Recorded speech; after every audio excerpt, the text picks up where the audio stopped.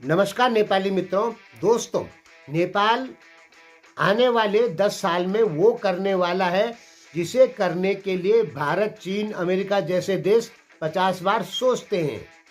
नेपाल जो है 46 billion dollar का इन्वेस्ट करेगा आने वाले 10 साल में अपने ऊर्जा के क्षेत्र में, और इससे खूब पैसा कमाएगा।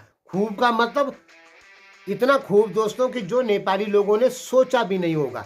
नेपाल की जीडीपी का 25-30% भी हो सकता है।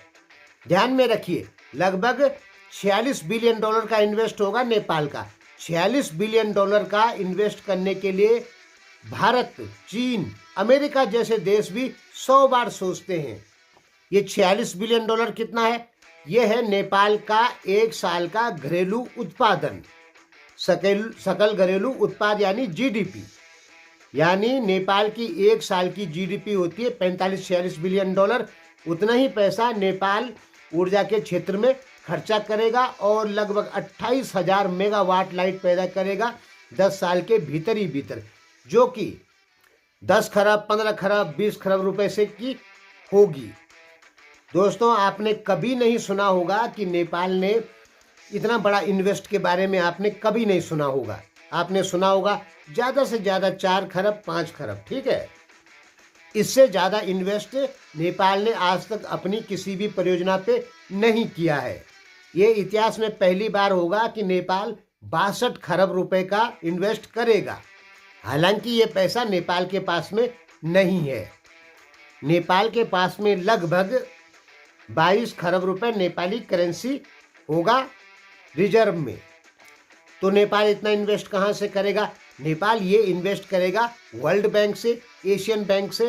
कुछ नेपाल में प्राइवेट सेक्टर के लोग करेंगे, कुछ भारत के प्राइवेट सेक्टर के लोग करेंगे, और भारत सरकार भी करेगी। ये भारत सरकार क्यों करेगी? क्योंकि भारत को लाइट ऊर्जा की सख्त ज़रूरत है। अब नेपाल ही एक ऐसा देश बचता है कि जो भारत को खूब लाइट दे सकता है। हालांकि ब्रह्मपुत्र नदी पे चाइना डैम बनाने वाला है, वो भी लगभग 30-40 हज़ार मेगावाट का। अगर वो बन गया तो भारत के लिए बहुत ज़्यादा फायदा होगा, कारण उस डैम की जो लाइट होगी ब्रह्मपुत्र नदी पे, जो चीन डैम बनाएगा, उसकी जो लाइट होगी वो चाइना नहीं जाएगी बल्कि भारत ही आएगी। चाइना क्यों नहीं जाएगी? क्योंकि वहाँ से मेनलैंड चाइना जो है वो 4000 किलोमीटर दूर है, और ब्रह्मपुत्र नदी जहाँ पे वो डैम बनेगा वहाँ से भारत 300-400 किलोमीटर दूर है। यानी भारत में वो लाइट भेजना बहुत सरल हो जाएगा चाइना के लिए।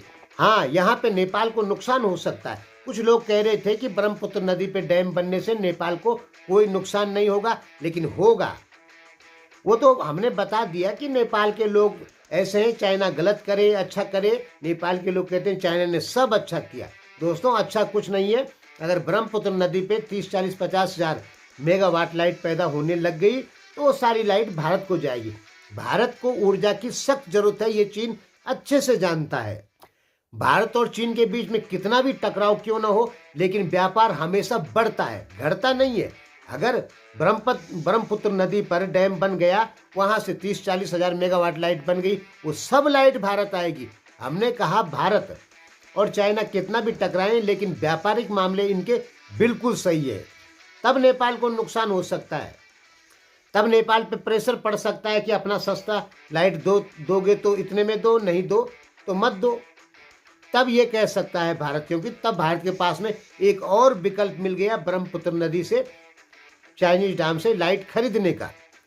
लेकिन फिलहाल ब्रह्मपुत्र की बात छोड़ देते हैं, वो जब होगा तब होगा। लेकिन नेपाल का अपना 10 साल का जो प्लानिंग है वो पूरी तरीके से बन चुका है कि 62 खरब रुपए इन्वेस्ट करना है ऊर्जा के क्षेत्र में। और जब 62 खरब रुपए इन्वेस्ट होगा तो इससे सालाना 20 से लेके 30 खरब रुपए की लाइट नेपाल जो है भारत को बेचेगा। यानी नेपाल की जीडीपी में 50-60% की बढ़ोतरी हो जाएगी। यानी सीधा कहें, पैसे कमाने का ये एक बम्पर साधन हो जाएगा नेपाल के पास में। अब ये कब होगा ये हम नहीं जानते, लेकिन नेपाल सरकार ने प्रोजेक्ट बना लिया, रूपरेखा तैयार कर ली है कि हमें करना ही करना है।